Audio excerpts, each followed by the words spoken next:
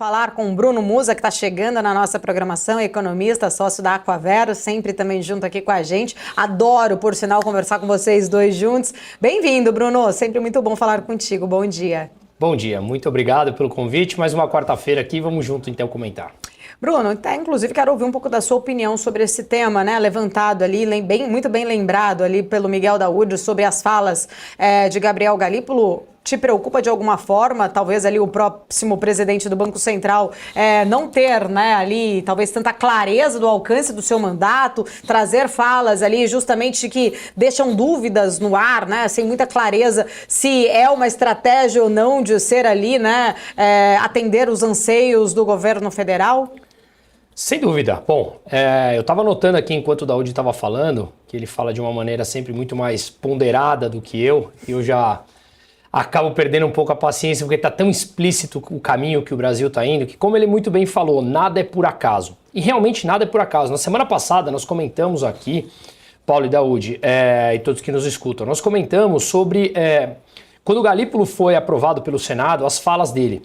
Qual é o pensamento keynesiano dele, que ele considera o Estado um indutor, e ele levantou uma bola aqui que foi uma luz não amarela, mas vermelha, já que nós comentamos, que foi justamente, enquanto presidente do Banco Central, diz ele que o executivo, ou seja, o presidente, Lula, precisa ser ouvido. Não tem o menor sentido isso.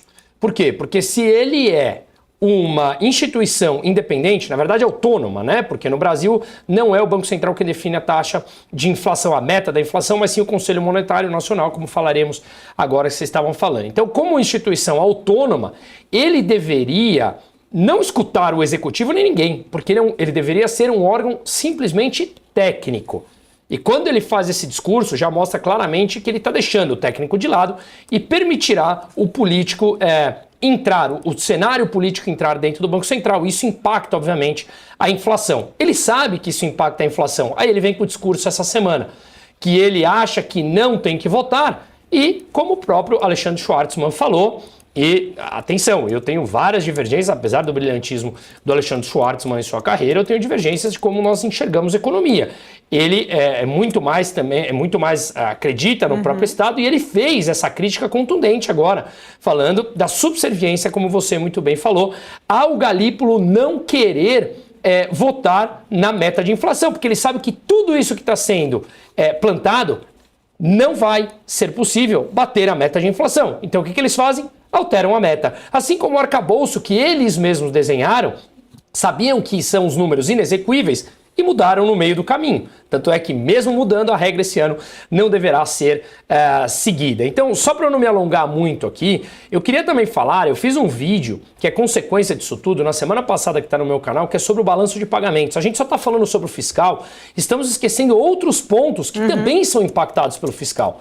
O balanço de pagamentos brasileiro, o saldo em transações correntes que está batendo 40 bilhões de dólares negativo, vem apresentando as contas que são positivas, por exemplo, o balanço comercial e o investimento direto no país. As únicas contas que estão positivas vêm diminuindo o montante que está positivo e os déficits restantes das contas restantes do balanço de pagamento vêm crescendo. Então é uma preocupação, uma vez que o balanço de pagamentos mede as contas do Brasil com o exterior. Ainda é superavitária, mas cada vez mais a gente vê que esse superávit vem sendo comprimido. A transação corrente ela é estruturalmente deficitária e o que está sustentando é ainda a atração de capital estrangeiro, que também vem dando uma certa diminuída no número de 12 meses. Portanto, eu concordo com o Daoud em que o Lula é sim um animal político, apesar dele estar perdendo essa característica, já estar muito mais, digamos, raivoso, na minha opinião, expondo quem ele verdadeiramente é. E quando ele faz esse aceno para tirar as estatais da regra básica do orçamento, é que ele quer justamente achar mais espaço para poder gastar mais e falar que a meta foi cumprida. Não adianta nada a meta ser cumprida se o endividamento continua subindo frente ao PIB, porque os gastos que deveriam ser enquadrados dentro da regra fiscal está sendo computada como outro gasto. mas continua sendo gasto. E isso aumenta o endividamento brasileiro. E não é à toa, e já finalizo, me perdoe me alongar, não é à toa que a Simone Tebet é uma das que apoia essa mudança nas 17 estatais que hoje são dependentes do governo federal e que deixariam de ser e poderiam gastar não com transparência e levar o governo a gastar mais para dizer que cumpriu a meta. E a Simone Tebet é quem está falando desde ontem que a meta será cumprida. E agora aparece essa notícia aqui. Eles vão tirar mais uma vez, mais uma maquiagem fiscal, como já falamos tanto aqui. Portanto, as peças se encaixam, como o Daoud falou, nada é por acaso. Se o Brasil continuar fazendo essa política, o animal político que o Daoud falou, e o Lula continuar fazendo política com as agências de classificação de risco e o dólar perder valor, ou seja, o real valorizar, aproveitem. Continuem mandando dinheiro para fora. Olha, Daoud, quer complementar aqui, antes do nosso intervalo, tenho 3 minutinhos, né? Só lembrando, até o Bruno pontuando aqui, o rombo até agora das estatais em 2024, 7,2 bilhões de reais, pior déficit em 22 anos. Fala, Daoud. Não, concordo plenamente com o Bruno. É um prazer, Bruno, estar aqui com você.